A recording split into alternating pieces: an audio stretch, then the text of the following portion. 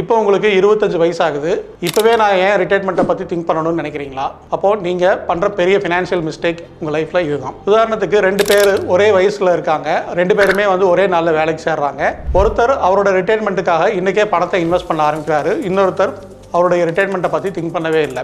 காலப்போக்கில் பார்த்தீங்க அப்படின்னா முதல் நபர் அவரோட சம்பளத்திலிருந்து சின்ன சின்ன இன்வெஸ்ட்மெண்ட்ஸை பண்ணுறதுனால காலப்போக்கில் மிகப்பெரிய வெல்த்தை கிரியேட் பண்ணி அவரோட ரிட்டையர்மெண்ட்டில் நல்லா இருக்காரு. ரிட்டையர்மெண்ட்டை பற்றி திங்க் பண்ணாத அடுத்த நபர் கடைசி வரைக்கும் ரிட்டையர்மெண்ட்டுக்கு அப்புறமும் வேலை பார்க்குற மாதிரி ஒரு சூழ்நிலைக்கு தள்ளப்படுறாரு. சிறுதுளி பெருவெள்ளம் சொல்லுவாங்க. நீங்கள் சின்ன சின்னதாக இன்வெஸ்ட் பண்ணுற அமௌண்ட் காலப்போக்கில் மிகப்பெரிய செல்வத்தை உங்களுக்கு கிரியேட் பண்ணி கொடுக்கும்.